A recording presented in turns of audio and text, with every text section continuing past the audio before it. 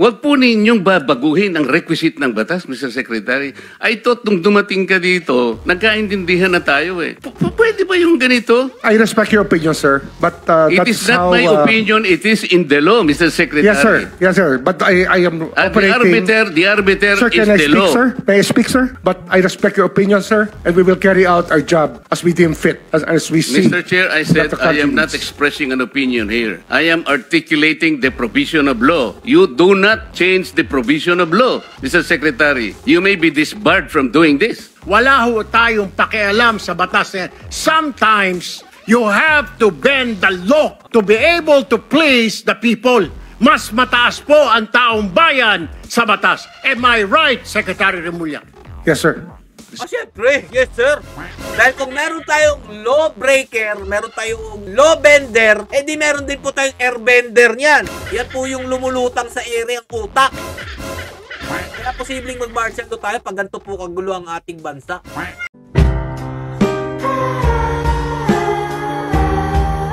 Yo, what's up mga Lodis, Miguel Peps TV? Welcome back po sa ating channel.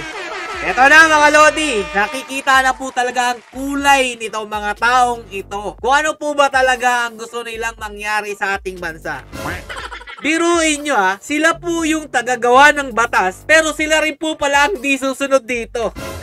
Dito po natin nalaman kung gaano po kabaluktot ang sistema, ang batas sa panahon po ng pamamahala ni Bongbong Marcos Jr.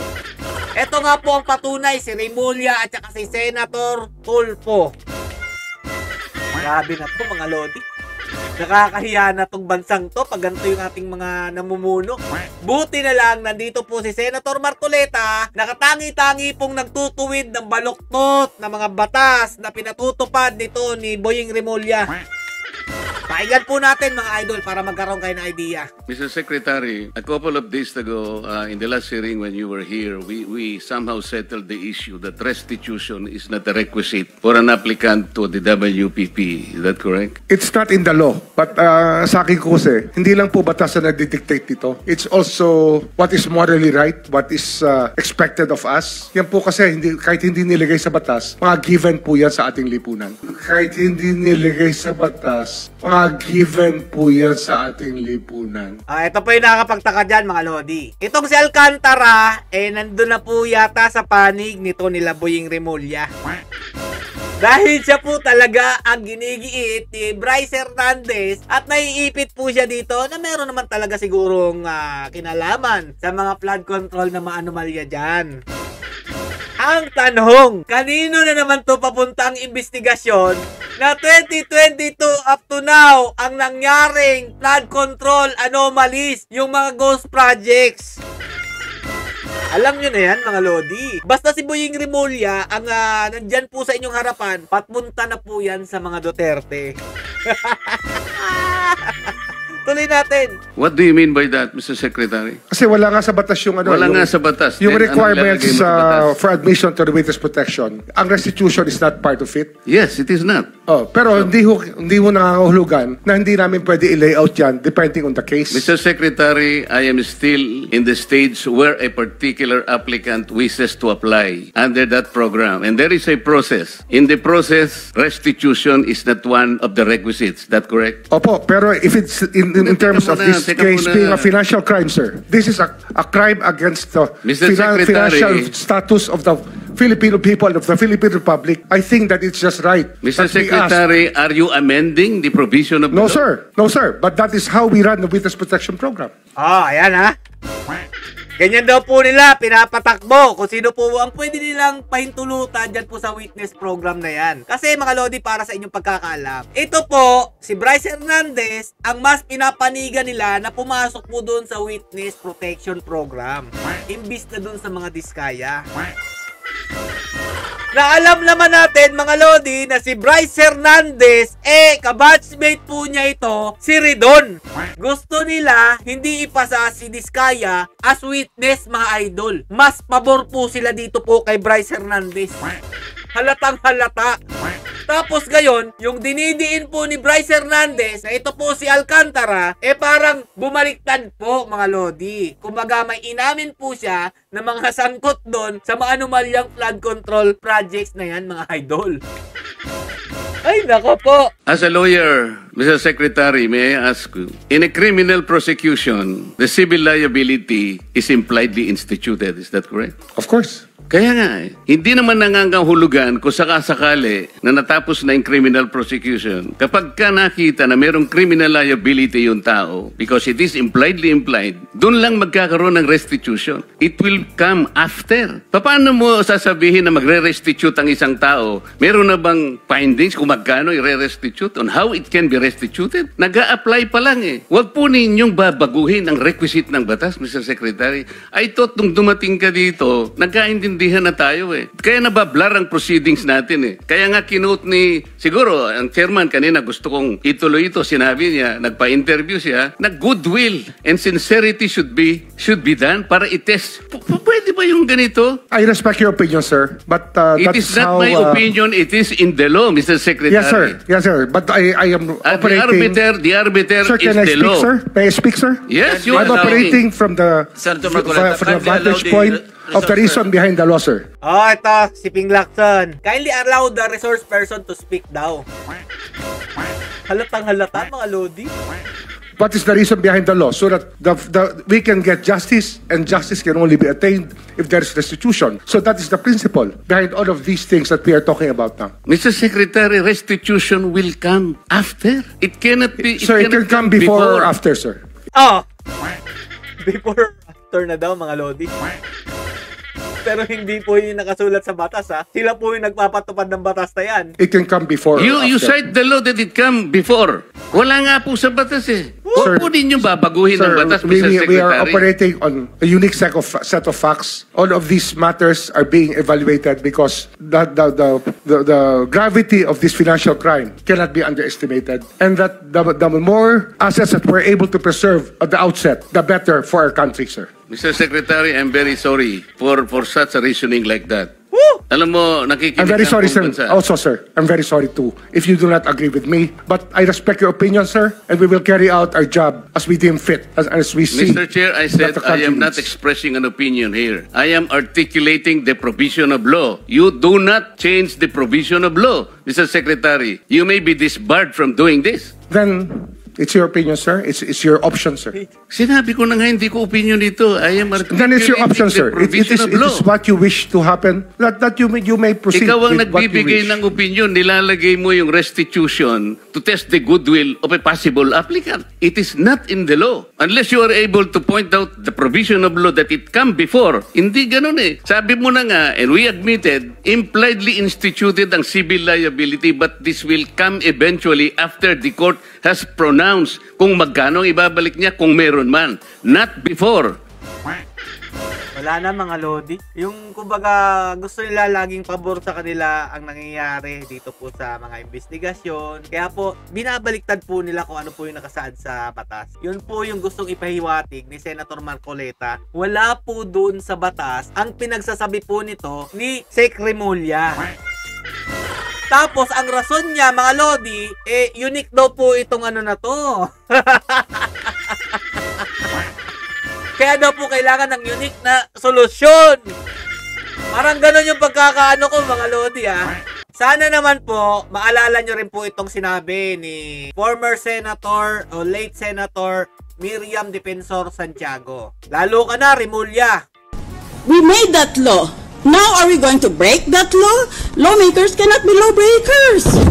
Lawmakers cannot be a lawbreakers. Yan po ang sinabi ni late Senator Miriam Defensor Santiago. Pero, ang ginagawa po nito ni Remulla, mga Lodi, yung mga batas na pinatupad po nila dyan, di ba mga Lodi, isa po siyang congressman, sila po rin pala ang babasag nito. Ang sagwa, mga Lodi, nitong administrasyon na to. Eto pang isa. Kinakampihan po niya ito si Remulla. Pakinggan nyo mabuti, ha. Wala ho tayong pakialam sa batas na yan. Sometimes, you have to bend the law to be able to please the people. Mas mataas po ang taong bayan sa batas. Am I right, Secretary Remulla? Yes, sir. Siyempre. Yes, sir. Huwag kayo masyado nagpapahalata naman. Law bender. Ito po si Senator Tulfo. Ito naman po, si Sec Remulla, law breaker.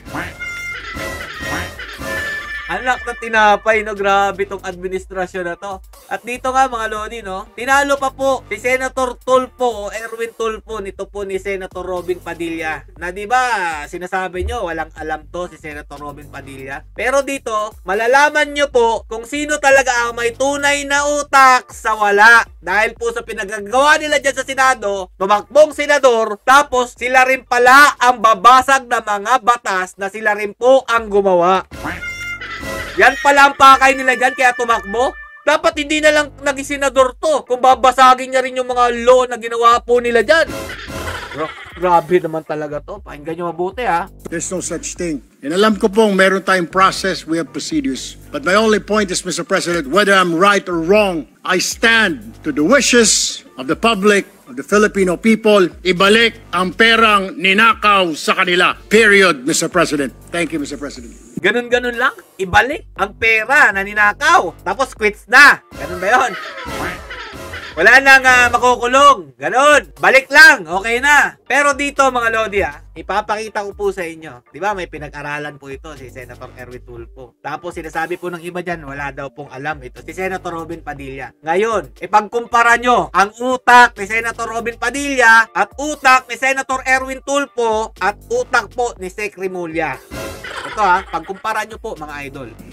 Ginoong Pangulo, napakaganda po ng mga punto na binitawan ng ating hinahangaan na si Senator Erwin Tulfo. Ngunit, alam nyo po, meron pong historical injustice na nangyari sa mga Bangsamoro. Kung ang usapin po natin ay sisingilin natin ang inang bayan sa mga utang nito sa Bangsamoro at hindi natin padadaanin sa batas, para saan po yung Barm Law? Mapupunta na lang po kami sa gulo. Mapupunta na lang po ito sa paniningil na hindi. Ganito lang, kailangan magbayad. Kailangan ngayon na. Kailangan po dumaan tayo sa proseso. Ang atin pong saligang batas ay malinaw na nagsasabi na may due process. Kung argumento po natin, makikinig tayo sa sinasabing ngayon na. Teka muna po. Marami pong maliligaw. Katulad po ng mga kasama nating artista. Halimbawa, sinasabi nila, kung ganyan, wag na tayo magbayad ng tax. Papayagan po ba natin na mga artista ngayon wag na magbayad ng tax dahil yun ang boses nila? Yun ang voice of God? Yun ang voice of the people? Ang gusto ng mga tao, lahat ng tao ngayon ayaw na magbayad ng tax. Dahil sa nangyayaring ito. Ang gusto ko lamang pong linawin, Ginoong Pangulo. Tama po. Naniniwala po ako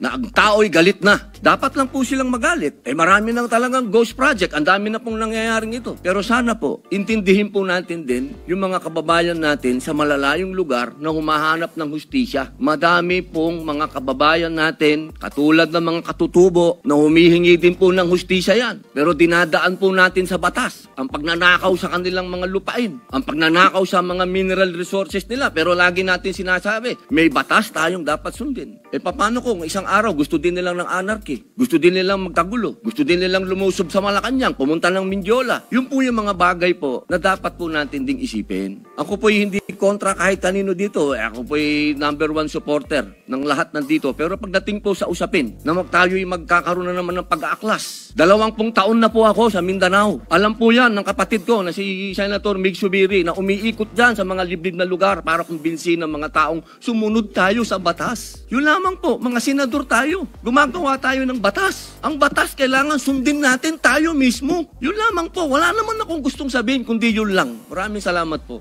Ito. Senator Erwin Tulfo. Papalusot ka dito mga Lodi. Ang layo. Hindi po kahit kailan nagnakaw ang Bangsamoro. To tell you. Kung mga kasama po natin, 20 years na pong nag-ikot sa Mindanao. Ako, lumaki po ng Mindanao. I've been to Hulo, I've been to Basilan. Dami naman pala napunta ni Erwin Tulfo, mga Lodi. Pero ang layo po nung sagot niya doon sa sinabi ni Senator Robin Padilla. Ang gusto po ni Senator Robin Padilla, sumunod kayo sa batas na kayo mismo ang nagpapatupad ng batas na yan. Tapos ibe-bend nyo, ibe-break nyo, anong klase kayong senador? Kaya nasabi ko mga Lodi, mas matalino po si Senator Robin Padilla kesa po dito sa mga tulpong ito. Na sumusunod lang po talaga sa utos ng alamabos, hindi po sa taong bayan ang sinisigaw niya. Pero inyo ibabalik ang pera, tapos hindi na pananagutin yung mga nandyan, sangkot dyan. Lukong-lukong ba kayo? So, ayan pakita lang po natin sa taong bayan kung gaano na po minamanipula nitong administrasyon ni Bongbong Marcos Jr., lalong-lalo na po yung mga tuta niya, ang batas. Binebend po nila ang batas, binebreak po nila ang batas, at eto nga po, baka sa susunod niyan, mag-martial law na. Dahil kung meron tayong law breaker, meron tayong law bender, di meron din po tayong airbender niyan. Yan po yung lumulutang sa area ang utak. Kaya posibleng mag-martial law tayo pag ganito po kagulo ang ating bansa. Stay safe mga Lods. Sana po manalig tayo sa Diyos at gabayan po tayo ng nasa itaas. Pagdasal po natin ang bansang ito sa mga namumunong kagaya nitong mga tuta na mga tulisan. Stay safe. Duterte pa rin.